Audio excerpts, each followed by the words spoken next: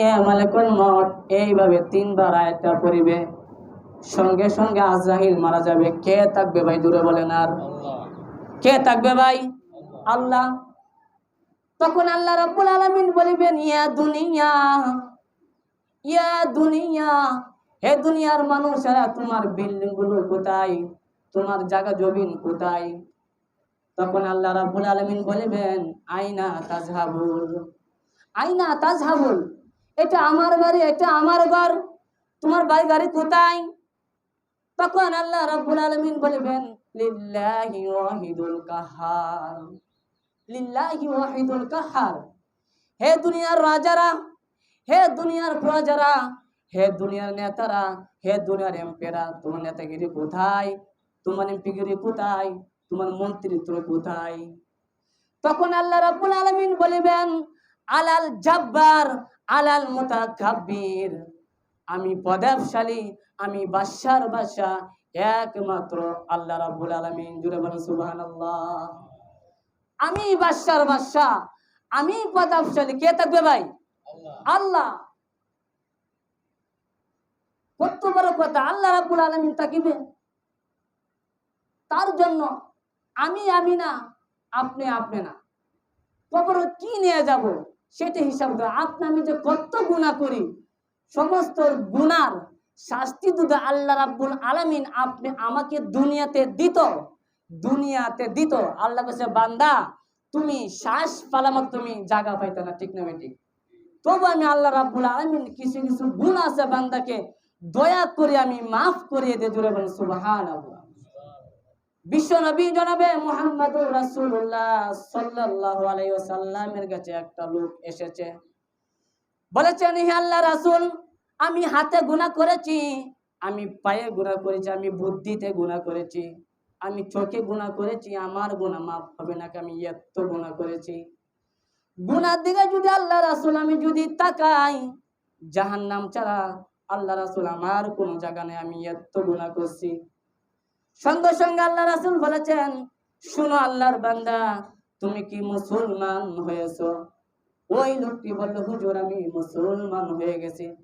আমার সাথে সকলে পড়েন, আশহাদু আল্লা ইলাহা ইল্লাল্লাহু ওয়াহদাহু লা শারীকা লাহু ওয়া আশহাদু আন্না মুহাম্মাদান আবদুহু ওয়া রাসূলুহু।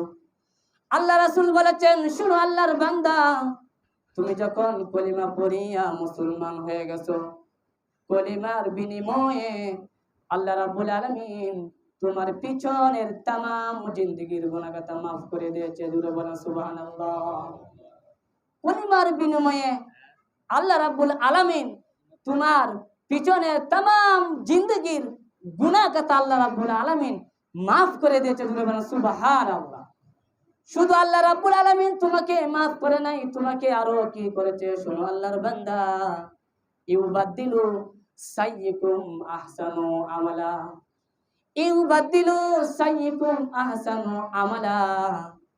তুমি যখন বান্দা ভালো ভালো কাজ করিবা, তুমি যখন বান্দা নামাজ পড়িবা, তুমি যখন বান্দা মানুষকে সহযোগিতা করিবা, আর বান্দা মানুষের পাশে দাঁড়াইবা, আর বান্দা পিছনের কথা যখন বান্দা তোমার স্মরণ হয়ে যাবে, মনে হয়ে যাবে আমি চুরি করেছিলাম, আমি ডাকাতি করেছিলাম, আমি বদমাইশি করেছিলাম, আমি জিনা কাজ করেছিলাম, এসব কথা যখন বান্দা তোমার স্মরণ হবে, আর বান্দা মনে হবে, চোখ দিয়ে যত পানি পড়বে, পানির বিনিময়ে আল্লাহ রাব্বুল আলামিন তোমার আমলনামা নতুন নতুন করিয়া লিখতে থাকিবে। জুড়ে বলেন সুবহানাল্লাহ। তুমি যখন বান্দা ভালো কাজ করিবা, তুমি যখন বান্দা নেক কাজ করিবা, আর বান্দা পিছনের কথা যখন বান্দা তোমার স্মরণ হয়ে যাবে, চোখ দিয়ে পানি পড়িবে, আল্লাহ আমিই গুনাহগার, তখন আল্লাহ রাব্বুল আলামিন তোমার আমলনামা নতুন নতুন করিয়া নেক লিখতে থাকিবে। জুড়ে বলেন সুবহানাল্লাহ।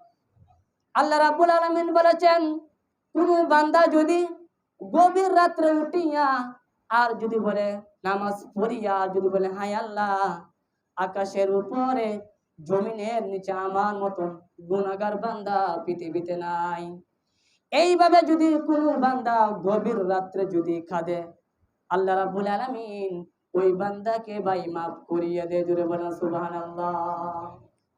সবসময় নিজেকে ছোট ভাববেন, আমিই গুনাহগার। কি ভাবতে হবে ভাই? আমিই গুনাহগার।